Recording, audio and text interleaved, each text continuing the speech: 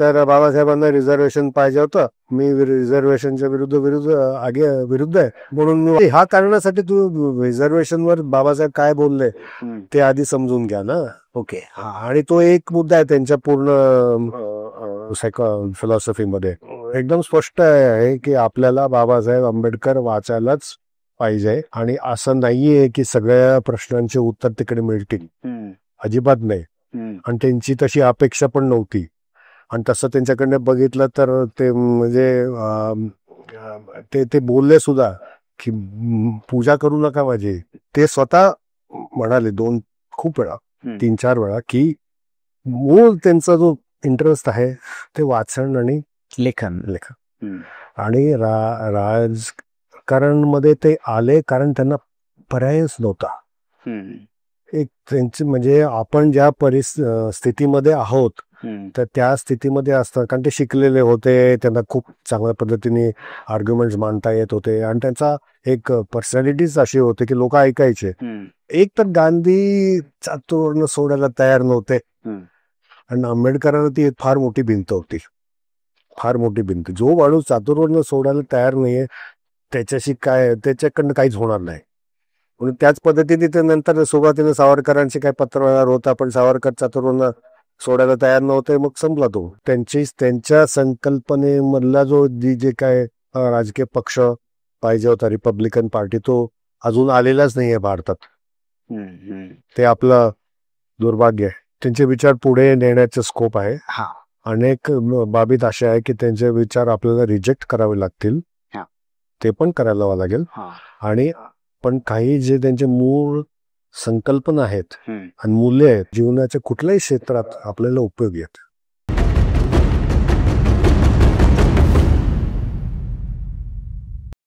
सामाजिक न्याय, सामाजिक लोकशाही आणि समतेसाठी ज्यांनी आयुष्यभर संघर्ष केला असे डॉक्टर बाबासाहेब आंबेडकरांची जयंती देशभर साजरी होत आहे.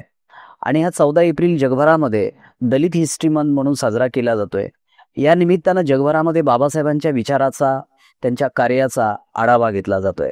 यापैकीच बाबासाहेबांच्या विचाराचा आणि कार्यांचा आढावा घेणारं महत्वाचं पुस्तक पत्रकार अशोक गोपाल यांनी द पार्ट अपार्ट हे पुस्तक लिहून बाबासाहेबांच्या विचारांचा आणि कार्याचा एक नीट आढावा आपल्या समोर ठेवला आहे. याच पुस्तकाचं मराठी भाषांतर प्रसिद्ध भाषांतरकार अवधूत डोंगरे यांनी केलं आहे. आणि या पुस्तकाचं प्रकाशन 14 एप्रिल ला होत आहे. या निमित्तानं या पुस्तकाचे लेखक अशोक गोपाळ यांच्याशी आपण गप्पा करणार आहोत.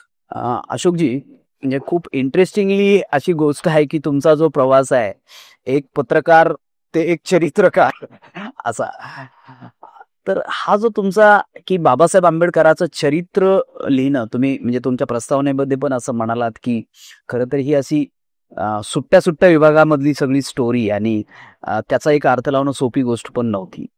तर ही गोष्ट खरंच आम्हाला समजून घ्यायला आवडेल की तुमचा पत्रकार ते चरित्रकार असा हा जो प्रवास आहे, आणि खास करून बाबासाहेबांचं चरित्र तुम्हाला का लिहावं असं वाटलं, हे ऐकायला खरंच आवडेल. फार मोठी कहाणी आहे, मी थोडक्यात सांगतो. तर तसं मी पत्रकारी सोडून बरेच वर्ष झाले आहेत. आणि नंतर मी दुसऱ्या क्षेत्रात म्हणजे NGO क्षेत्रात 2000 पासून आहे. तर खरं तर पहिले एक म्हणजे सुरुवातीला तर काय असं पुस्तक लिहायचा काय विचारच नव्हता. सुरुवातीला मी नुसता अभ्यास करत होतो, म्हणजे बाबासाहेब आंबेडकरांच्या विचारांचा अभ्यास करत होतो. आणि फक्त काही म्हणजे स्वतःसाठी प्रत्येक 8-10 वर्ष ते चालू राहिलं. आणि त्या अभ्यास करत असताना मला असं जाणवलं की बऱ्याच गोष्टी जे लिहिलेल्या आहेत आतापर्यंत जे आले बाबासाहेब आंबेडकरांवर, तर ते चूक कसं नाही म्हणणार, पण इनकम्प्लीट आहे. म्हणजे इंग्लिशमध्ये जे आले ते पण आणि मराठीत पण. तर ह्या बाबतीत मी काही मित्रांशी बोललो की असं आहे. मग ते माझ्या मित्रांनीच एकाने सांगितलं की हे नुसतं स्वतःकडे असं ठेवायचं नसतं, त्याच्यावर तू पुस्तक लिही. तर मला ते लगेच पटलं. तर म्हणून पुस्तक लिहिण्याचा प्रवास खरं म्हणजे 2014 मध्ये वगैरे सुरू झाला. त्याच्या आधी मी नुसता अभ्यासच करत होतो. आणि मग पुस्तक लिहिण्याच्या प्रवासामध्ये मग बरेच टप्पे होते. म्हणजे मला सुरुवातीपासूनच एक चांगल्या पब्लिशरची घातली होती. मग त्यांचे सजेशन्स, मग ते 2-3 रिव्हिजन्स, मग रिव्ह्युअरकडे गेले. असं ते बरेच टप्प्यामध्ये ते पुस्तक ह्या शेपमध्ये फायनली आलं. आणि आता अर्थात मराठी म्हणजे अजून एक मोठा टप्पा आहे. खरं तर बाबासाहेब वाचायला लागणं तुम्हाला ते ह्याची नीड का वाटली की हे लिहावं इतकं रिगरली? म्हणजे तुम्हाला लिहायचंच असं तुम्ही अनेकांचं सगळं बघितलं असतं, पण हे सगळं बघणं, ते वाचणं, तर मुळात बाबासाहेब वाचण्याची उत्सुकता आणि ही कशी तयार झाली? की हे पण विचार होता ना की आपण काही म्हटलं तरी आपण ज्या समाजातून ज्या सामाजिक आणि आर्थिक वर्गामधून मी आहे त्याला माझी एक्सपिरियन्स आणि नॉलेज खूप कमी आहे. तर आणि ते त्याला काहीच करता येत नाही. पण साहित्य आणि सिनेमा अशा गोष्टीतनं आपल्याला कळू शकतं ना अजून जे काय आपल्याला जे आपण अनुभवलेलं आहे. तर त्या पद्धतीने मी दलित साहित्याकडे वळालो आणि दलित साहित्याचा बराच अभ्यास केला मी. आणि ते करत असताना माझ्या लक्षात आलं की ह्याच्या मागे जी प्रेरणा आहे बाबासाहेब आंबेडकर त्यांच्याबद्दल मला काहीच माहित नाही. म्हणजे मला तसं माझी डिग्री हिस्ट्रीची आहे, पण काही नाही म्हटलं तर ज्या पद्धतीने करिक्युलम बनवले जातात तर त्यावेळी तरी बाबासाहेब आंबेडकरबद्दल जवळजवळ जे 12वी-10वी मध्ये शिकतो ना तेवढंच मला माहीत होतं. त्याच्या पलीकडे मला काहीच माहीत होतं. तर मी म्हणून म्हटलं तेव्हा आंबेडकर वाचायचं. आणि मग आंबेडकर वाचायला लागलं. मला अजूनही आठवते कुठलं सुरुवात केली होती untouchables and children of India's ghetto, जे व्हॉल्यूम 5 आहे बाबासाहेब आंबेडकर रायटिंग स्पीचेस मध्ये. तर अनटचेबिलिटीचं त्यांनी जे अनालिसिस केली ती मी सुरुवातीचं तेच वाचलं होतं. आणि ते वाचल्यावर लगेचच कळलं. आणि हा फक्त माझा अनुभव नाही आहे, बऱ्याच लोकांचा अनुभव आहे की तुम्ही फर्स्ट टाइम जेव्हा वाचता आणि जर तुमच्या बाबासाहेबांच्या शब्दात सांगायचं म्हणजे जर तुमचं ओपन माइंड असेल, which is not empty mind, जर तुमचं ओपन माइंड असेल की मग तुम्हाला लगेच कळतं की हे काहीतरी वेगळंच आहे बाबासाहेब. ओके. आता आणि मग तुम्ही जे ग्रिप मध्ये येता ना मग त्याला काय मग बाबासाहेबांच्या तावडीतून सुटू शकत नाही. अजून मी सुटलं नाही. आता किती वर्ष आले बघा, 20 वर्ष आले की 20 वर्ष आले. म्हणजे खरंच म्हणजे याला असं म्हणता येईल की बाबासाहेबांनी बेसिकली भारतीय विचारवंताच्या बद्दल एक बौद्धिक अप्रामाणिकतेचा आरोप केलेला होता. बरोबर आहे. तर तोच या सगळ्या गोष्टीच्या बद्दल लागू पडतो या सगळ्याला. आणि म्हणून की बाबासाहेबांच्या बद्दल जे अनेक लोक विचार करत नाही. म्हणजे मुख्यतः मी सांगतो फॉर एक्झाम्पल, एक तर आपण लोकशाही म्हणतो, लोकशाहीचा अर्थ काय याच्यावर कोणीच बोललेलं नाहीये त्यांच्या काळात. त्यांच्या काळात सुद्धा म्हणजे असं म्हणजे अर्थात सगळ्यांना लोकशाही पाहिजे होती, ठीक आहे, पण ह्याचा अर्थ काय आपल्या संदर्भात, भारताच्या संदर्भात लोकशाही म्हणजे काय हा प्रश्नच कोणी विचारला नाही. ओके, आपण येऊ त्याच्याकडे. आणि तसेच बरेच प्रश्न त्यांनी मूलभूत प्रश्न त्यांनी विचारले केलेले आहे. ते तुम्हाला म्हणजे कारण मी गांधी पण वाचलेलं आहे.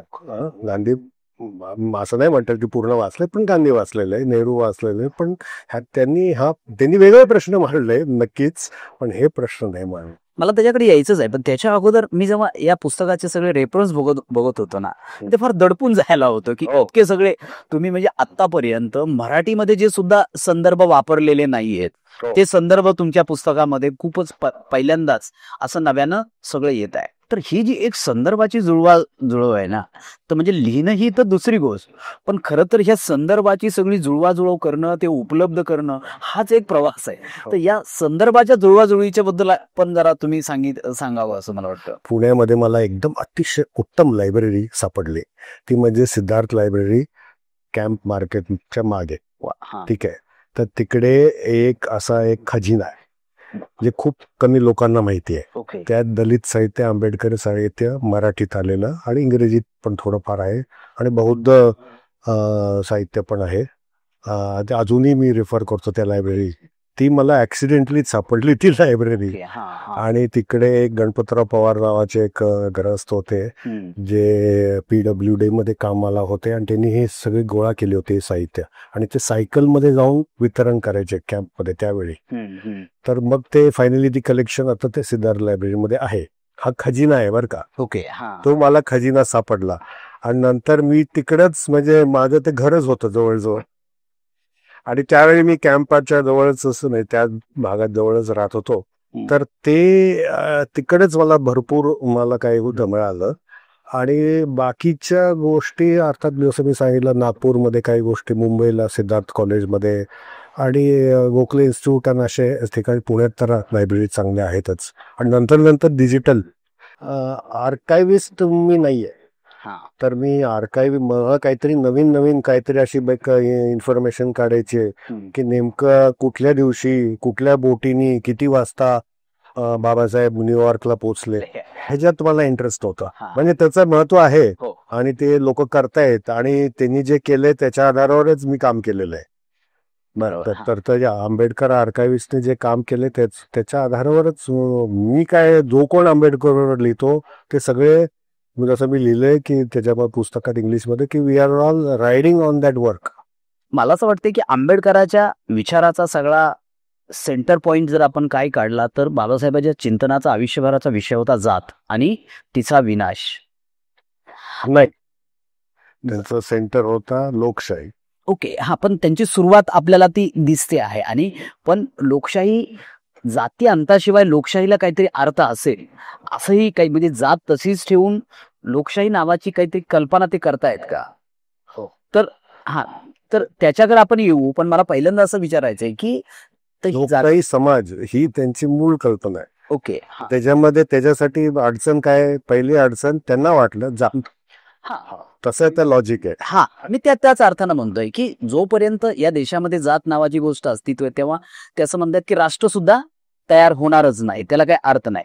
पण हा जातीच्या मुद्द्याला सेंटर बाबासाहेब करत असताना की तुम्ही त्या जातीची चर्चा त्यांची केलेली आहे आणि त्याच्यात तुम्ही खास संदर्भ देऊन जो गॅरिबियल फ्रेंच समाजशास्त्रज्ञ कार्डेचा जो रेफरन्स देऊन तुम्ही हे केलेलं आहे की बेसिकली जी इमिटेशन थेअरी आहे त्याचा बाबासाहेबांनी एक म्हणजे अपेक्षित अर्थ नाही लावला, असं चुकीचा अर्थ म्हणण्यापेक्षा एक अपेक्षित अर्थ त्यांनी लागला नाही. त्याच्यामुळे ते जातीचं जे विश्लेषण बाबासाहेब करू पाहतायत तर त्याच्यामध्ये काय अर्धवटपणा राहतो का किंवा त्याला कसं बघता येऊ शकेल? नाही, तसं मी म्हटलेलं नाहीये. तारडेचे 2 लॉज होते आणि नंतर काही अप्लाइड लॉज होते. तर त्या 2 सेट ऑफ लॉज मध्ये त्यांनी थोडं कन्फ्युजन केलेलं आहे. पण नाहीतर ते तारडेचे लॉच्या बरोबर ते इंटरप्रिटेशन आहे. तर त्यांची एक अप्लाइड लॉज आहे तारडेची इमिटेशनची, त्याचा आधार घेतलेला आहे. पण एनिवे तो त्या काळी त्यांनी तो लिहिला होता. त्याच्यानंतर त्यांनी तो इमिटेशन थिअरी काय वापरलेला नाही. तो एक सुरुवातीच्या काळात त्यांना असं वाटलं की कारण एक बेसिक प्रश्न आहे, तो अजूनही आहे आपल्या समोर, की नेमकं हे पाळतच कशाला? जात आपण पाळतो तरी कशाला? त्यांना काय मिळतंय? म्हणजे ब्राह्मणांना काय मिळतं ते कळतंय, पण दुसरे लोक का पाळतायत? ह्यांना काय मिळतंय? तर हा प्रश्न अजूनही समोर आहेच की त्याची मोटिवेशन काय आहे. तर मार्क्सिस्टनी काही थेरीज आहेत जे पूर्णपणे बाबासाहेबांनी ऍक्सेप्ट केले नाही. तर सुरुवातीला त्यांना वाटलं की मग सुरुवातीचं त्यांनी केलं की इमिटेशनमुळे की ब्राह्मणांनी जात आधी पाळली, मग सगळा समाज त्यांच्या पद्धतीने ते पाळायला लागलाय. पण नंतर ते इमिटेशन थेअरीचा काय ते उल्लेख करत नाहीत. नंतर चातुर्वर्ण्याकडे जेव्हा येतात मग ते येतात की हे धर्मामुळेच आहे, कारण ते धर्म कॉमन आहे सगळ्यांना. आणि ते धर्मांनी सांगितलेले की हे चातुर्वर्ण हे म्हणजे हे धर्मामधूनच आलेली गोष्ट आहे. तर धर्म पाळायचं म्हणजे चातुर्वर्ण पाळायचं. तर म्हणून आपल्याला म्हणूनच तर पुढे जसं म्हणतात की तो आपल्याला चातुर्वर्ण जर नको असेल तर आपल्याला धर्म सोडावा लागेल, अशी त्यांची एक लॉजिक आहे ज्याच्यावर नक्कीच चर्चा होऊ शकते आजच्या संदर्भात. पण इन एनी केस त्यावेळी चातुर्वर्ण्याचे असे मांडणारे लोक होते आणि गांधी सुद्धा होते त्या, की चातुर्वर्ण ही चांगली गोष्ट आहे, धर्मात लिहिलेली गोष्ट आहे आणि हे आपल्याला पाळायला पाहिजे. तर त्याच्या विरोधात त्यांनी ते सुरुवात तशी, म्हणजे त्यांचा दुसरा टप्पा तिकडे होता. हो, पण पहिला निबंध जो काशी इंडिया आहे तर ते जातीला व्यवस्था म्हणून बघायण्याचा आग्रह धरतात आणि अॅनालिसिस ऑफ कास्ट मध्ये ते सरळ नोशन कडे जातात. तर हा ते व्यवस्थेकडून नोशन कडे हा जाण्याचा जो प्रवास आहे तो कसा आहे नेमका, तो कशामुळे होतो? तो नाही, जसं म्हटलं ना की त्यांच्या समोर जो प्रश्न होता की त्याचा थोडं मी बॅकग्राऊंड देतो की जसं आता त्यांना महाडमध्ये ते 14 महाड सत्याग्रह, तर त्यांचा जो मेन काय म्हणूया चिंता, म्हणजे ते काय झालं, ते हे लोक गेले चौदार तलावाला, पाणी पिऊन आले, पाणी पिलं पण नसेल कारण पाणी घाण होतं, पण एनिवे त्यांनी मग मारामारी झाली. तर त्यांना बाबासाहेबांना त्याचा राग तितका आला नाही. त्याचा मेन राग आला की नंतर ह्या लोकांनी तिथं पूजा केली, नंतर त्या लोकांनी पूजा केली आणि ते शुद्ध केलं. आणि मग त्यांचा असं विचार, हे असं का करतायत, आणि त्यांना असं वाटलं की माणूस इतका दुष्ट असूच शकत नाही धर्मानं सांगितल्याशिवाय. ओके, म्हणजे त्याच्या दुष्टपणा मागे त्याची धार्मिक मनोवृत्ती आहे. हो, मग म्हणून ते तिकडे म्हणून ते स्टेट ऑफ माइंड वगैरे असं म्हणतात त्याचं ॲरिलेशन ऑफ कास्ट मध्ये, की caste is a state of mind, की तुम्हाला ती स्टेट ऑफ माइंडच बदलावी लागते. इट इज नॉट की तो माणूस इतका दुष्ट आहे. ओके, त्यांना खरोखरच असं वाटलं की माणूस इतका दुष्ट होऊ शकतो. महान टर्निंग पॉइंट की माणूस इतका दुष्ट असू शकत नाही. म्हणजे जे व्यवस्थात्मक, जेव्हा आपल्याला तरी ते वाचताना वाटतं की माणूस इतका दुष्ट असू शकतो, त्यांना म्हणजे ते म्हणतात की माणूस असा का वागतो, तर तो दुसरा आहे म्हणून त्याचा धर्म त्याला तसा सांगतो म्हणून. ओके, पण आता या सगळ्या संदर्भानं दुसरा एक संदर्भ आलेला आहे की तुम्ही येवल्याचा संदर्भ देताना की मी हिंदू म्हणून जन्माला आलो तरी मी हिंदू म्हणून मरणार नाही, तर तुम्ही त्याच्यातला एक तुमच्या पुस्तकातला रेफरन्स येतो की तो विविध वृत्तामध्ये त्याचा एक वेगळा संदर्भ आहे, आणि धनंजय किराणी मात्र तो एका वेगळ्या संदर्भानं वापरलेला आहे. तो नक्की जरा काय आहे? 2 वाक्य आहेत इंग्लिशमध्ये जसं किरकिरने इंग्लिशमध्ये दिले, तर I will not die as a Hindu समज, पण ते विविध वृत्ताचे स्टेटमेंट आहे ते बाबासाहेबांनीच दिलेलं आहे. म्हणजे ते मित्रच होते त्यावेळी, तर बाबासाहेबांनी दिलेलं स्टेटमेंट आहे. त्याचं इंग्लिश ट्रान्सलेशन होतं की I will not die as a person who calls himself a Hindu. Okay, ह्या दोन मध्ये मोठी गोष्ट आहे ना, मोठा फरक आहे ना. तो जरा फरक काय आहे? फरक ऑब्विस आहे ना, की एक मी म्हणतो की आय विल नॉट डाय, दुसऱ्या पद्धतीने बघून I will not die as an American, एक, आणि दुसरी statement I will not die as a person who calls himself an American. दुसऱ्या बाबतीत मी म्हणतच नाही मी अमेरिकन आहे म्हणून नाही, मी फक्त म्हणतो की ही जे मी लेबल वापरणार नाही. ओके, म्हणजे ते म्हणतच नाहीये की मी हिंदू आहे, ते म्हणतोय की हे लेबल वापरत मी जगणार नाहीये, माझं हिंदू होणं संपलेलं आहे, पण हे लेबल मी हटवणार. कारण तो लेबल राहतोच का, तो लेबल राहतो, तो जन्मापासून आलेला लेबल आहे, तो लेबल असं मला तरी वाटलं की कारण बघा एक गोष्ट, ते जेव्हा प्रत्येक शब्द, प्रत्येक वाक्य, आणि बेस्ट लिहिताना आणि त्यांच्या भाषणात जे प्रिपेअर्ड भाषणामध्ये त्याला अर्थ आहे, आणि ते खूप तयार करायचे भाषण. त्याचे ॲनिलेशन कास्टचे किती ड्राफ्ट झाले आहेत, ते स्पेसिफिक होते आपल्या भाषणाबद्दल, स्पेसिफिक.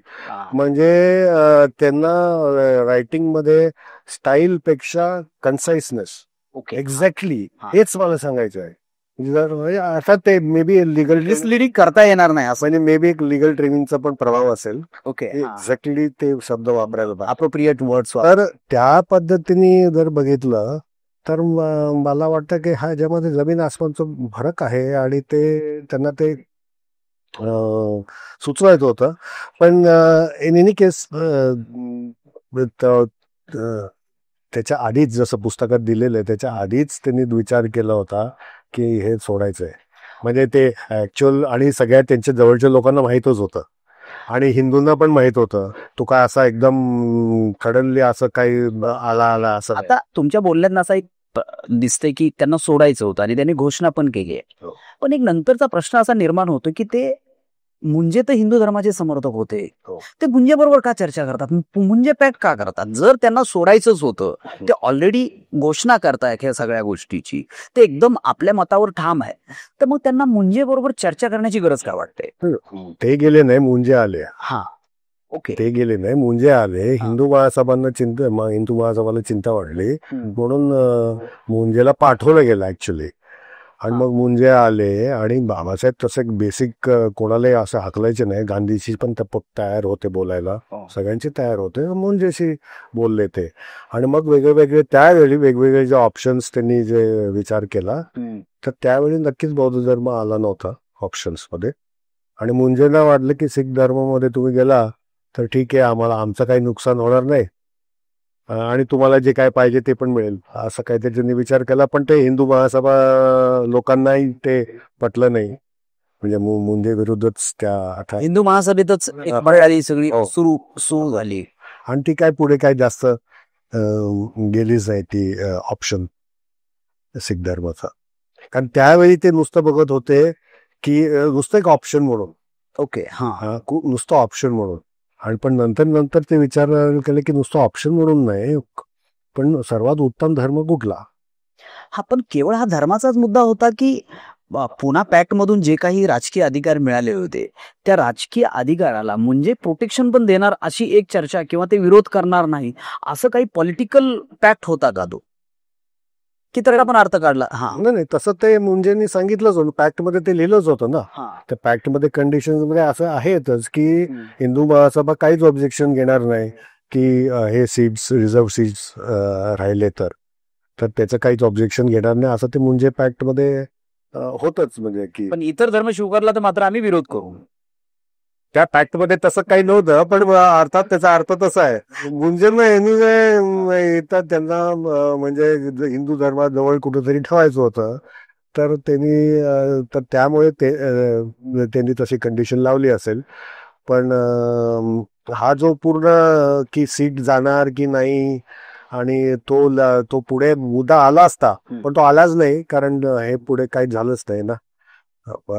पण नाहीतर लिगली ते चॅलेंज, त्याच्यामध्ये लिगल इश्यूज खूप होते ज्याच्यावर त्यांनी लेख लिहिले. त्याचा मी उल्लेख केलेला आहे की नेमकं काय होणार, की कन्व्हर्जन नंतर हे सीट्सचं काय होणार. तर त्यांनी वेगवेगळे लिगल आर्ग्युमेंट बाबासाहेबांनी केले.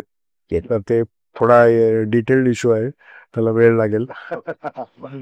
ओके. पण दुसरा आता तुमच्या इंटरेस्टिंगली एका पुस्तकातला विषय आला की बाबासाहेबांच्या खास करून लेखनाच्या संदर्भामधला, आणि तो पीपल ॲट बे असं एक स्ट्रक्चर आणि त्यांनी फ्रेम केलेली दिसते. आणि ती आतापर्यंत खास करून यापूर्वीच्या आंबेडकर चरित्रात किंवा आणखी वेगवेगळ्या ह्याच्यामध्ये ती कुठंच चर्चिली गेली नाही, पहिल्यांदा तुमच्या या पुस्तकामध्ये येते आहे. तर ही जरा खरंच म्हणजे सगळ्या आंबेडकरी प्रेक्षकांना आणि सगळ्याच याला जरा एक नीट समजून घ्यायला आवडेल की ही खरंच पीपल ॲट बे काय कन्सेप्ट होती आणि त्याच्यातलं काय पूर्ण झालं आणि काय अपूर्ण राहिलं आणि त्याचं महत्व पण काय आहे या सगळ्या ह्याच्यामध्ये. पीपल ॲट बे बद्दल ते बोलले. न्यूजपेपर बॉम्बे क्रॉनिकल मध्ये त्याचा एक मोठा लेख आहे. तर त्याची संकल्पना अशी होती की त्यांना पूर्ण एक असं म्हणूया हिस्ट्री ऑफ अनटचेबिलिटी अशी त्याची ती एक एकदम पुरातन काळापासून एकदम गांधीपर्यंत ते आणायचं होतं. तर अशी ती एक मोठी संकल्पना, मोठा पुस्तकाचं प्लॅन होता. 600-800 पानाचं पुस्तकाचा प्लॅन होता. त्यातले काही भाग त्यांनी कम्प्लीट केले जे आपल्याला रायटिंग्स अँड स्पीचेसचे व्हॉल्यूम 5 मध्ये दिसतात. Untouchability and children of India's ghetto. परत ते जे गांधीचे जे भाग आहेत रिलेटेड टू गांधी, तो भाग आपल्याला पण दिसतो की दो भाग नंतर त्यांनी काँग्रेस अँड गांधी ह्या पुस्तकात वापरला तर तो भाग दिसतो. आणि एक तिसरा भाग एक आहे की अनटचेबल्स आणि ख्रिश्चियनिटी. तर तो भाग सुद्धा लिहिला होता. तर तो तसेच्या तसंच आहे व्हॉल्यूम 5 मध्ये. असे आपल्याला 3 मोठे भाग दिसतात त्या पुस्तकाचे. नंतर त्यांना हे एक साधं 38 मध्ये साधारण हे संकल्पना त्यांच्या मनात आली असेल. त्याचं मला वाटतं न्यूज रिपोर्ट जो आहे तो 38चा आहे. पण नंतर काही वर्षानंतर ते दिल्लीला गेले आणि मग ते प्रायोरिटीज पण बदलले ना. एकदा दिल्लीला गेल्यानंतर कळलंच की आता थोड्या वर्षात कुठल्या ना कुठल्या पद्धतीने तरी ब्रिटिश भारत सोडणार आहेत. तर ती मग त्या तयारीमध्ये मग त्यांचे प्रायोरिटीज बदलले. तर हा मुद्दा, हा विषय, हा पुस्तक मागेच राहिला आणि त्याच्यानंतर काही उल्लेख नाहीये. पण त्याचे जे हे पार्ट्स आपल्याला दिसतात आहेत, म्हणजे people at beds. Okay. Interesting. आता या सगळ्यांच्या पलीकडं की तुम्ही असं म्हणालात की बाबासाहेबांचं व्यक्तिगत जीवन जरा खूपच त्याच्याबद्दल ते कमी बोललेले आहेत. हो. पण अशा कुठल्या गोष्टी आहेत की जरा तुम्ही बाबासाहेबांच्या खूप जरा म्हणजे नेहमीची जी बाबासाहेबांची एक वैचारिक इमेज आणि ही सगळी, पण एक ह्युमन म्हणून, एक माणूस म्हणून, की एक सहज सामान्य माणसाला रिलेट करणारी गोष्टी म्हणून तुम्हाला अशी कुठली गोष्ट आवडली की ती बाबासाहेबांची खूपच ह्युमन आहे या सगळ्याची? मला सर्वात आवडली जी गोष्ट म्हणजे हा. की ते पुस्तक घ्यायचे आणि रिटर्न नाही करायचे. त्याने काय पुस्तक. हो. बरेच लोकांकडनं ते पुस्तकं घ्यायचे आणि परत द्यायचेच नाही. ओके. आणि मग भांडण झालं. त्यांची एक मैत्रीण होती, बॅप्टिस्ट मिशनरी होती. तर ती मग त्यांच्या घरी गेले. मग म्हणले की मला ते पुस्तक परत द्या. ती आणि तिचे सुपिरियर. मग बाबासाहेब म्हणाले की हे बघा तिकडे आहेत, त्या तुम्हाला पाहिजे तर घेऊन टाका. आणि मग ते हे जेव्हा ते बॅप्टिस्ट प्रिस्ट आणि ती ही बाई परत जेव्हा जात होते तर त्या प्रिस्ट हिला सांगितलं की ह्याच पद्धतीने त्यांनी त्याची लायब्ररी पाडून ऍड केलेली आहे. लोकांकडनं पुस्तकं घेतलेत आणि रिटर्न केलेलं नाहीये. आणि असे खूप किस्से आहेत. दुसरं मला असं विचारायचं की बाबासाहेबांचे फार मित्र पण नव्हते, पण होते मित्र. पण भतेनाच्या बद्दलचा एक खूपच एक उल्लेख येतो जरा. तर त्याच्याबद्दल खरं म्हणजे भतेनाबद्दल आपल्याला खूप कमी माहिती आहे. खूपच कमी माहिती आहे. एक माहिती आहे की ते दोघं कोलंबियामध्ये युनिव्हर्सिटीमध्ये एकत्र होते. भतेना पारसी होता, इंडस्ट्रियलिस्टची फॅमिली मधला होता आणि भतेनाने खूप मदत केली. आणि भतेनाचा विषय वेगळाच होता. तो काहीतरी सायन्सवर शिकायला गेला होता आणि बहुतेक त्यांनी कोर्स कम्प्लीट केला नाही आणि परत आला. पण नंतर सुद्धा भतेनाने खूप मदत केली, म्हणजे आर्थिक मदत. म्हणजे जेव्हा जेव्हा बाबासाहेबांना पैसे पाहिजे होतं की भतेना द्यायचे. आणि काही ज्यांचा आर्थिक व्यवहार सुद्धा, बाबासाहेबांचे काही इन्व्हेस्टमेंट्स होते त्यावेळी, ते भतेना करायचे, असं त्यांच्या पत्रामधनं सगळे उल्लेख आहे. पण भतेनाचं त्यावेळचा फोटो अजून मिळालेला नाहीये. नंतरच्या काळात एक फोटो आहे जो तेलतुंबडेंनी वापरलाय. आणि त्यांच्या फॅमिलीबद्दल, ते कुठं राहत होते वगैरे काहीच अजून आपल्याला माहिती नाही. त्यांची फक्त एक नात आहे जी US मध्ये आहे. पण तिच्याशी असा एक त्यांचा एक मित्र होता आणि खूप म्हणजे शेवटी, आणि भतेना गांधींचा फॅन होता बरं का. हो. वाचा आणि ते मित्र. दिनशा वाचा आणि ते नाही, गांधींचा फॅन, पण तरी यांची मैत्री होती. ही इंटरेस्टिंग गोष्ट आहे. अशा अजून त्यांचे एक दोन सहकारी आहेत जे गांधींचे फॅन होते. पण बाबासाहेबांना तसा काही इश्यू नव्हताच. म्हणजे मैत्री ही मैत्रीच आहे ना. त्याची टिंगल करायचे की काय म्हणतो तुमचा बाबा. ओके. जे ठाकरे कंपनीचे एक मॅनेजर होते ना, ते गांधीचे फॅन होते. मग त्याचा एक त्यांनी सांगितलं की एकदा तसेच बाबासाहेब बुक स्टॉल मध्ये आले होते आणि विचारलं की काय म्हणतो तुमचा बाबा. तुमचा बाबा म्हणजे गांधी. नवीन काय म्हणतोय सांगा जरा. मी गांधींचा विषय आता सगळा असा आला आहे. खरंच इतिहासामध्ये जे गांधी आणि आंबेडकरांचे ताणलेले जे संबंध आहेत ते खरंच किती हिस्टॉरिकल होते आणि खरंच किती व्यक्तिगत पातळीवर असे सगळे ताणलेले होते. तुम्हाला काय वाटतं की या संबंधाकडं आजच्या पिढीनं किंवा आजच्या राजकारणानं कसं बघितलं पाहिजे? कारण का खूप वेगवेगळे दोन्हीही छावण्यामधनं त्याचे वेगवेगळे अर्थ लावले जातात. तर या सगळ्या काळामध्ये गांधी आंबेडकरांच्या रिलेशनचा सम्यक संबंध कसा लावता येईल? तर 2-3 गोष्ट यात स्पष्टपणे आपल्याला समजून घ्यायला पाहिजे. एक तर ते एकमेकांशी बोलायला तयार होते ऑलवेज. ओके. कधीही असं झालं नाही की मी बोलणार नाही. एकदम शेवटी आला असा. पण पहिल्याच ऐकून घ्या. खूप टप्पे आहेत त्याच्यात आणि नीट समजून घ्यायला पाहिजे. कारण हा एकदम सोपं गोष्ट आहे. यात कॉम्प्लेक्सिटीज खूप आहेत. पण एक आहे ते एकदम दोन वेगळ्या पॉइंट्सवर होते, पण तरी ते बोलायला तयार होते. फक्त आणि इनफॅक्ट एकदम शेवटी सुद्धा आंबेडकर गांधींची बोलायला तयार होते. त्याच्या एका पत्राचा उल्लेख मी केलेला आहे. पण त्यावेळी गांधी म्हणाले की खरोखरच आता मला तर वाटतं की आपलं बोलून काहीच उपयोग नाही, कारण माझीच कमतरता आहे की मी तुम्हाला समजू शकलो नाही, असं काहीतरी आहे. गांधी नेहमी स्वतःलाच दोष द्यायचे ना. तर ते एकमेकांशी बोलायला तयार होते. पण आणि गांधींना अस्पृश्यताबद्दल चिंता आहे ह्या विषयावर आंबेडकरांना कधीही डाऊट नव्हता. आणि ते मानायचे की गांधींची सहानुभूती आहे आणि ती खरी आहे. पण गांधींचे मार्ग मला मान्य नाहीये.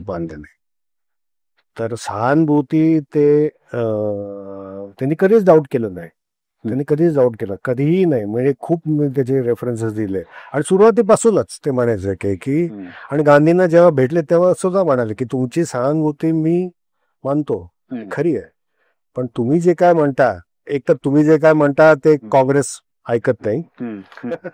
आणि दुसरं नंतर त्यांच्या लक्षात आलं की एक तर गांधी चातुर्वर्ण सोडायला तयार नव्हते आणि आंबेडकरांना ती फार मोठी भिंत होती. जो माणूस चातुर्वर्ण सोडायला तयार नाहीये त्याच्याकडनं काहीच होणार नाही. म्हणून त्याच पद्धतीने ते नंतर सुरुवातीला सावरकरांचे काही पत्रव्यवहार होता, पण सावरकर चातुर्वर्ण सोडायला तयार नव्हते. मग संपला तो. He was no longer interested in Savarkar, असं झालं ते. तर ते चातुर्वर्ण्याची भिंत त्यांना जेव्हा दिसली, पण तरी डायलॉग चालूच होता. पण त्यांचे मार्ग एकदमच वेगळे होते. आणि म्हणून दोन गोष्टी याच्यात नाही येतात की एक तर जे काही लोक म्हणतात की गांधी आणि आंबेडकरांचे मार्ग एकत्र करून आपण काहीतरी राजकारण करू शकतो, ते शक्य आहे, पण फक्त त्यांच्यामध्ये फरक पण करायला पाहिजे. काही गोष्टींमध्ये गांधींचे काही गोष्टी खूप आपल्याला घेता येत आंबेडकर चळवळीमध्ये, तसंच गांधीवादी जे काय असतील ते आंबेडकर काय घेऊ शकतील.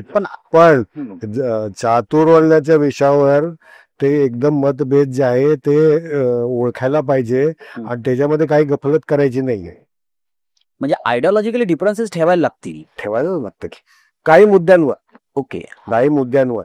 पण दुसरे जे मुद्दे आहेत, जी म्हणतो की डायलॉग, मी बोलायला तयार आहे आणि शेवटी ते म्हणजे आता आणि हा जो आणि बाबासाहेबांचं म्हणजे बौद्ध धर्माकडे जे बघतात ते अनेक जे अट्रॅक्शन्स आहेत, ते एक म्हणजे की बुद्धाची मेथड काय होती, डिबेट आणि डायलॉग, नॉट की मी सांगतो म्हणून ऐका.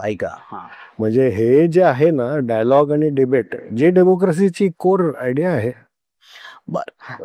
तरी आता हे सगळं तुम्ही बघा, मला त्याच्यातला आणखी एक जरा कळीचा प्रश्न असा विचारायचा आहे की आंबेडकरी चरित्र लिहित असताना अनेकांनी माई आंबेडकरावर खूप अन्याय केल्याचा एक भाग आहे किंवा तसं येतं बऱ्याच वेळेला. तुम्ही या सगळ्या ह्याच्यामध्ये माईकडे कसं बघता, माई आंबेडकराकडे कसं? तो अन्याय आता मला वाटतं मागच्या काही वर्षात तो बदल ते गेलं आहे. एक तर सुरवाडीने जे मोठं काम केलं त्याच्यामुळे, आणि आता बरेच लोकांना ते मी जे काय लोकांना भेटलोय ते सगळेच म्हणतात की ते अन्याय झालेला आहे. तर ती जाणीव आहे, असं नाहीये की मी त्याच्यात काहीतरी नवीन ऍड केलं, असं नाहीये. ती जाणीव झालेली आहे, जी पूर्वीच्या पिढीमध्ये ज्यांना जास्त माईबद्दल माहितीच नव्हती. माईबद्दल माहिती खरी आली ते सुरवड्यांनी जे काम केलं त्याच्यानंतर, माईंचं जे आत्मचरित्र आहे त्याच्यानंतर माईबद्दल जी माहिती आली बाहेर, त्याच्यानंतर आता नक्कीच मला नाही वाटत की आता ते पूर्वग्रह लोकांच्या मनात आहे. ठीक आहे, आता एक आयडिओलॉजिकल प्रश्न विचारून, जसा गांधी आता एक मार्क्स आणि आंबेडकरला घेऊन पण एक डिबेट आणि असं एक सगळं चालतं, तर खरंच मार्क्स आणि आंबेडकराच्या संबंधालाही कसं बघायला पाहिजे की ते शेवटपर्यंत काठमांडूचं भाषण देत आहेत, पण त्याच्यानंतर पण ते मार्क्स बरोबर एंगेज करत आहेत, काहीतरी वेगळं म्हणू पाहत आहेत, किंवा काही जे पुस्तक लिहित होते त्याच्या मॅन्युस्क्रिप्ट पण गायब आहेत. तर या असं पण तर या सगळ्यातनं की ओव्हरऑल हा सगळा प्रोजेक्ट बघून की जसं आपण गांधी आणि आंबेडकराच्या संबंधाबद्दल आपण बोललो, तसं मार्क्स आणि आंबेडकराच्या बद्दल पण आपल्याला कसं बघता येऊ शकेल? ह्याच्यावर रावसाहेब आणि अनेक लोकांनी खूप लिहिलेलं आहे आधी. पण आंबेडकर म्हणजे एक आपण जर असा मुद्दा घेतला, दोन एक जर की इकॉनॉमिक इंटरप्रिटेशन ऑफ हिस्ट्री असं जे काय आहे, मार्क्स जे मार्क्सच्या नावावर टाकलेलं एक तत्व आहे. मार्क्स स्वतः मार्क्सनी असं काही शब्द वापरले नाही, पण एनिवे ते असोसिएटेड आहे मार्क्सचे. तर त्याचा जो एक इंटरप्रिटेशन आहे की सगळे जे काय कारण असतात समाजामध्ये, जे काय घडतं त्याचं फायनल कारण काय ते आर्थिक आहे. तर ह्याला खरं म्हणजे क्रूड मार्क्सिझम म्हणतात. काही ते हे नाहीये, पण एनिवे त्यावेळी त्याच पद्धतीने मार्क्सिझमच्या बद्दल चर्चा व्हायची आणि त्याला तर नक्कीच बाबासाहेबांचा विरोध होता.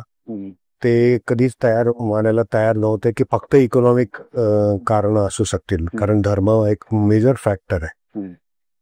चातुर्वर्णाचा बेस ते म्हणाले धर्म आहे, इकॉनॉमिक्स नाही. तर तो एक फरक आहे. पण तरी ते तर नक्कीच की इकॉनॉमिक फॅक्टरचं काहीच रोल नाही असं नाही, तो पण आहे. असं प्लसचा एक मुद्दा आहे. तर त्या दृष्टीने जर बघितलं की नक्कीच दोन चळवळी दोन विचारधारेमध्ये साम्य आहे. फक्त फरक एवढंच आहे की मार्क्सिस्ट स्वतः मार्क्स बद्दल कसे बोलतात.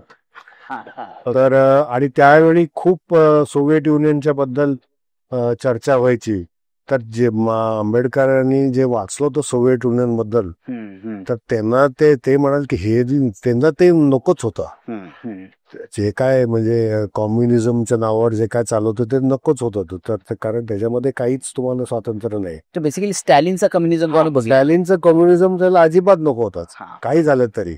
आणि मग स्टॅलिनचा कम्युनिझमच तुम्ही जर म्हणत असेल की मार्क्सिझम असेल तर मग ते नकोच आहे. असं काहीतरी एक गोंधळ त्यावेळी झाला होता. पण आता खूप ते सगळे मागे गेले आणि नक्कीच ह्या दोन विचारधारामध्ये खूप साम्य आहे. म्हणजे जसं आंबेडकरांनी बाबासाहेबांनी सांगितलं की शेवटी मार्क्सची जी चिंता आहे, फायनली जी मार्क्सची जी चिंता आहे माणसाच्या दुःखाबद्दल, ते म्हणतो ती चिंता तर आपल्याला सगळ्यांना असायलाच पाहिजे. शेवटी तीच चिंता आहे ना. आणि बुद्धांनी जबाबमध्ये म्हणतात की जो धर्म ह्या चिंतेबद्दल बोलत नाही तो धर्मच असू शकत नाही. आणि त्यानिवे त्यावेळी बुद्धांनी जबाबमध्ये ते काय धर्माची जी संकल्पना करतात त्याच्यात काय देव नाही, पूजा नाही आणि काय नाही. तर तो एकदम शेवटच्या टप्प्याचा जो विचार आहे त्याच्याबद्दल मी थोडीच चर्चा केली आहे. पण त्याच्यावर मी अजून काम करत होतो की मे बी नेक्स्ट इयर त्याच्यावर एक छोटंसं पुस्तक निघेल आणि मे बी आष्टेकर सारखे कोणी लोक त्याचं मराठीत पण काढतील, माहित नाही. तुम्ही इंटरेस्टिंगली या सगळ्याकडे येताना एकीकडे आता हिंदू राष्ट्रची एक घोषणा झालेली आहे किंवा ते बोलतात की हे राष्ट्र करायचं आहे. दुसरीकडे बाबासाहेब असं म्हणाले होते की जात जोपर्यंत आहे तसं हे राष्ट्रच बनू शकणार नाही, किंवा जर हिंदू राष्ट्र बनलं तर या देशावर कोसळलेली ती भयानक आपत्ती असेल, थॉट्स ऑन पाकिस्तान मध्ये, किंवा संविधान सभेमधलं त्यांचं 25 नोव्हेंबरचं भाषण की आम्ही एका परस्पर विसंगत परिस्थितीमध्ये जातो आहोत आणि आर्थिक आणि सामाजिक लोकशाही जर निर्माण झाली नाही तर राजकीय लोकशाहीला काय अर्थ असणार नाही. या सगळ्या कॉन्टॅक्टमध्ये तुम्ही जी बाबासाहेबांच्या सामाजिक लोकशाहीच्या बद्दल विचार करताय, तर मला असं वाटतं की या सगळ्या कॉन्टॅक्टमध्ये बाबासाहेबांच्या सामाजिक लोकशाहीकडे कसं बघायचं आजच्या काळामध्ये? त्यांची एक जी धारणा होती की सामाजिक लोकशाही स्थापन नाही झाली तर राजकीय लोकशाहीच कोसळेल, हे तर खरं ठरलेलं नाहीये. हे तर खरं ठरलेलं नाही. आणि आपण बघतो की राजकीय लोकशाहीची यंत्रणा हे हुकुमशाही लोकांना सुद्धा पाहिजे असते, कारण त्याचे खूप फायदे आहेत. राजकीय लोकतंत्रचे खूप फायदे आहेत अनेक लोकांना. जे बाबासाहेबांनी थोडीफार त्याच्यामध्ये त्यांना म्हणजे हा विचार येत नाही त्यांच्या लिखाणात. त्यांनी हे ओळखलं होतं की पैसावर चाललेलं राजकारण आणि इलेक्टिंग वोटिंग पॅटर्न्स जे असतात की ते त्याच्यामुळे खरोखरच जी काय मेजॉरिटी असते ती ऍक्च्युअल मेजॉरिटी नसतेच. त्यांनी तो आणि स्वतः अनुभव त्यांनी घेतला, पण तो स्वतः घेतलेलाच आहे. ह्या सगळ्या गोष्टी त्यांना माहित होतं, पण त्यांना तेवढा वेळच नव्हता की ह्याच्या पलीकडे काहीतरी विचार करायला पाहिजे.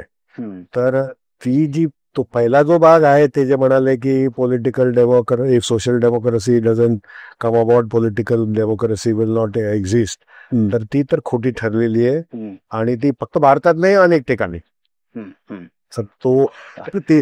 तर तो एक आपल्याला मानायलाच पाहिजे. पण तरी सामाजिक लोकशाहीचे अनेक पैलू आहेत जे उदाहरणार्थ त्याची जी मूळ संकल्पना जर आपण बघितली की तर आपण शिक्षण क्षेत्रात सुद्धा आपण त्याचा विचार करू शकतो की आपल्या क्लासरूम मध्ये सामाजिक लोकशाही चे तत्व आपण कसे वापरू शकतो. ओके. पण त्याच्यातलं मूळ गाभा काय की वेगवेगळ्या परिस्थितीत आलेले लोक, वेगवेगळे विचाराचे लोक एकमेकाशी संवाद साधतात. की सोपी गोष्ट आहे आणि विथ म्युच्युअल रिस्पेक्ट. सगळ्यांचा आदर आणि की आपण आपला जेव्हा संवाद असतो दुसऱ्या एका व्यक्तीशी ज्याचा अनुभव एकदम वेगळा आहे, त्याचे विचार एकदम वेगळे आहे आणि आदराने जेव्हा संवाद असतो तेव्हा मी शिकतो आणि तो पण जेव्हा स्वतःबद्दल बोलत असतो किंवा स्वतःच्या अनुभवाबद्दल बोलत असतो त्याच्यामध्ये पण तो शिकतोय आपले अनुभव कसे मांडायचे. तर ही एक खूप डीप आयडिया आहे. तर ते तर अनेक ठिकाणी अनेक क्षेत्रामध्ये आपण हे लागू आहे ती संकल्पना. पण समाजामध्येच अशी जी काही त्यांना वाटत की अशी एक समाज बनेल तर आजच्या पोलरायझेशन आणि ह्या गोष्टीमध्ये, आणि ते फक्त भारताचा मुद्दा नाही आहे, अमेरिकेमध्ये काय आणि दुसरीकडे काय असंच होत आहे ना की म्हणजे समाज खूपच राजकीय कारणासाठी मध्ये तर भिंतच बनलेली आहे समाजामध्ये. तर ती भिंत म्हणजे त्याला जे पर्याय आहेत ते राजकीयच असायला पाहिजेत ना. त्याला पर्याय जे आहे ते राजकीयच असायला पाहिजे. तर त्यांनी जे रिपब्लिकन पार्टी ऑफ इंडियाचं जी काय संकल्पना केली होती त्याला तो एक पर्याय होता. त्याचं तर पुढे काय झालं आपल्याला माहितीच आहे. आणि तसा त्यांच्या संकल्पनेमधला जे काय राजकीय पक्ष पाहिजे होता रिपब्लिकन पार्टी, तो अजून आलेलाच नाहीये भारतात. अजून आलेलाच नाहीये भारतात. ते आपलं दुर्भाग्य आहे. ओके. आता शेवटला बाबासाहेबांची जयंती आहे 14 एप्रिलला.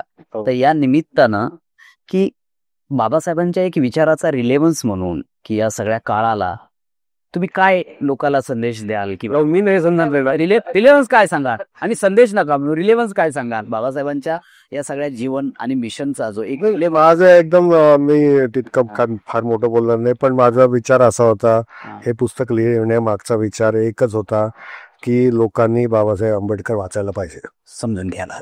समजून घ्यायला सगळ्यांनी. त्याला ज्याला वाचता येतं त्यांनी करायला समजून घ्यायला पाहिजे. पण आता नाही ते आधीच तिकडे सुरुवात करू, ते आधी करा, मला त्याच्या पुढे नंतर बोलूया. पण हे आधी, कारण काय एकतर बरेच लोक जे म्हणतात ते आम्ही वाचलेले, त्यांनी वाचलेलं नसतं. ओके. आणि दुसरं आहे की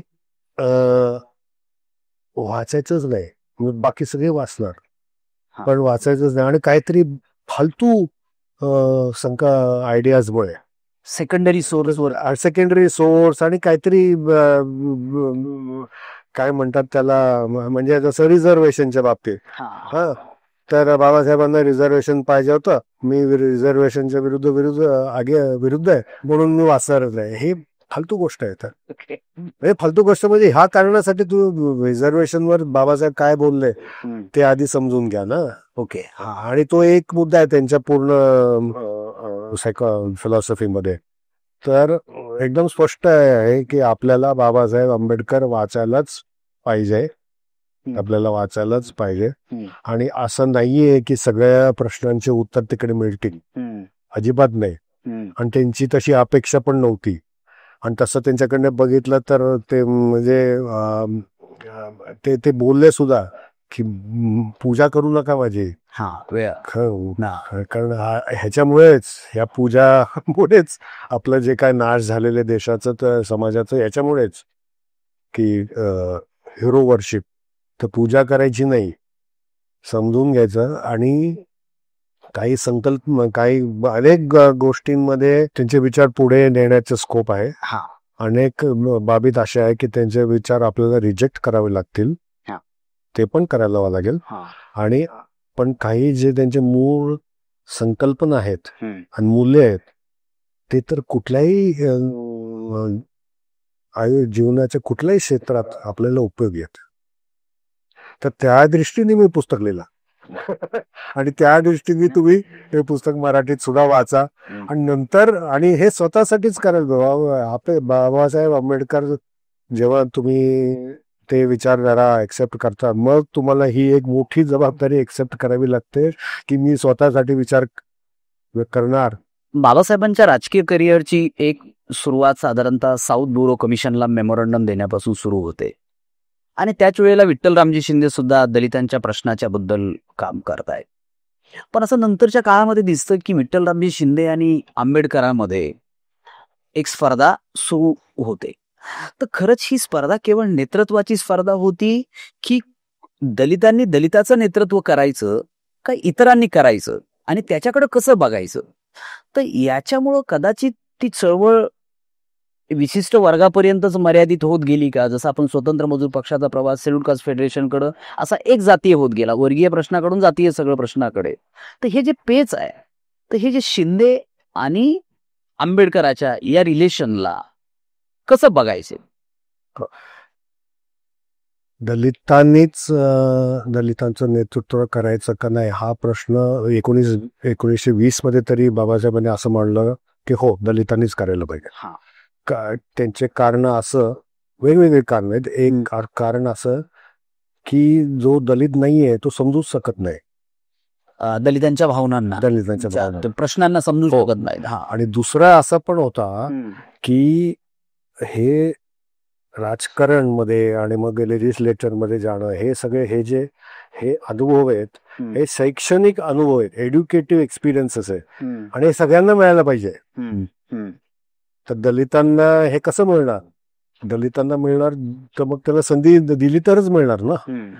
आता ते स्वतःच्या बलावरनं कसे येऊ शकतील? येऊच शकत. म्हणजे त्यांच्याकडे तसं काही संख्याबळ नव्हती.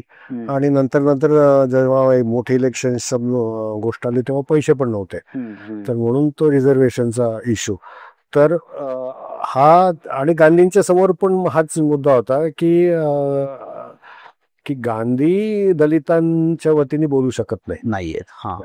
पण ह्याचा अर्थ असा नाही की ते, जसं त्यांना सांगितलं होतं की महाड सत्याग्रहामध्ये, जसं की तुम्ही त्याच्यामध्ये ब्राह्मणांना किंवा कोणाही दुसऱ्या वर्गाच्या लोकांना घेऊ नका. तर त्यांना सांगितलं होतं असं. तर त्यांनी स्पष्टपणे सांगितलं की अजिबात नाही, तसं मी विचार करणारच नाही. कारण आमचा जो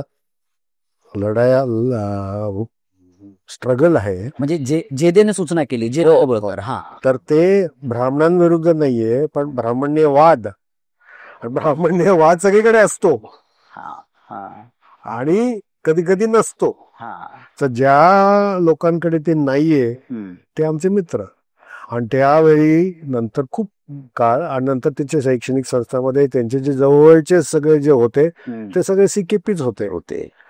तर आणि त्यांनी कधीच तसा, आणि त्यांनी याच्याबद्दल लिहिलं सुद्धा की तुम्ही तुमच्या लोकांचा एकच दोष आहे की तुम्ही आमच्या जातीत तुमचा जन्म झाला नाही, नाहीतर तुम्ही आमचेच आहात. तर त्यांनी त्याची भिंत कधीच ठेवली नाही.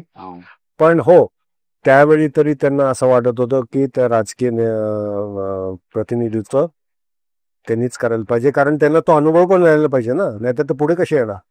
पण नंतर आरपीआयचा जेव्हा ज्यांनी विचार केला तर तेव्हा तर त्यांना तर सगळेच शोषित वर्ग एकत्र, आणि स्वतंत्र मजदूर पार्टीमध्ये पण सर्व शोषित वर्गांच्या लोकांना घेऊन पुढे जायचा असाच विचार होता.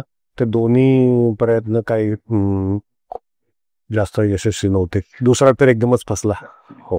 आता आणखी बाबासाहेबांच्या खूप पर्सनल याच्याबद्दल विचारतोय की साधारणतः बाबासाहेब असं नमूद करतायत की त्यांना खूप शांततेचं एक आयसोलेटेड आयुष्य सगळं आवडायचं वाचत आणि ते सगळं, आणि हे सगळं माझ्यावर येऊन पडलेलं आहे. आणि खूप रोजचा ताण आणि अशा एका सगळ्यामध्ये बाबासाहेबांची तब्येत आणि या सगळ्या ह्याच्यामध्ये, तर या सगळ्या काळामध्ये बाबासाहेब आपल्या तब्येतीपासून ते बाकी या सगळ्या ट्रेसपर्यंत हे कसं हँडल करतायत किंवा ते कसं दिसतं आपल्याला याच्यामध्ये? तर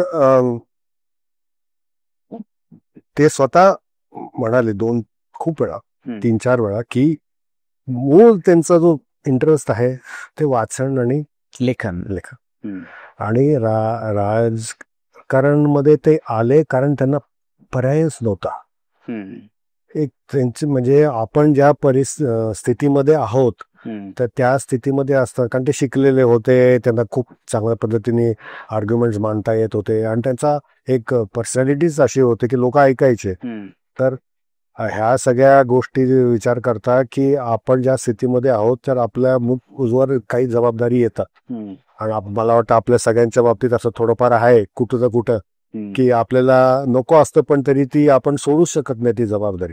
तर तिने जबाबदारी स्वीकारली आणि त्यांना कधी कधी चीड पण यायची, पण त्यांनी कधीच सोडली नाही. पण फक्त ह्या कारणामुळे नाही, पण इव्हन अदरवाईज त्यांना आधीपासूनच डायबिटीसचा त्रास होता. आणि त्यावेळी डायबिटीसची ट्रीटमेंट भारतात काय होती माहित नाही, पण आता खूप सोफिस्टिकेटेड आणि चांगलं आहे. पण डेफिनेटली त्यांचा जो मेडिकली जर बघितला असेल, मग बोलायचं असेल तर त्यांचा जो मेडिकल हिस्ट्री आहे ते म्हणता येईल की it's a case of poorly treated diabetes. आणि ते पण स्वतः खूप काळजी घ्यायची नाही. खाण्याच्या खूप व्यायाम करावा लागतो, एक्सरसाइज करावा लागतो रोज, किती 4 तास, म्हणजे 4 किलोमीटर चालणं वगैरे, ते नाही काय शक्य. तर तेवढं वेळ द्यायचीच नाही, पूर्ण वेळ ह्याच्यातच जायचं. तर नंतर खूप तब्येत त्यांची बिघडत गेली. आणि इनफॅक्ट जेव्हा कॉन्स्टिट्यूशन ऑफ इंडिया आपलं कॉन्स्टिट्यूट असेंब्लीमध्ये जेव्हा जे शिरले तेव्हा त्यांची तब्येत एकदमच खराब झाली होती.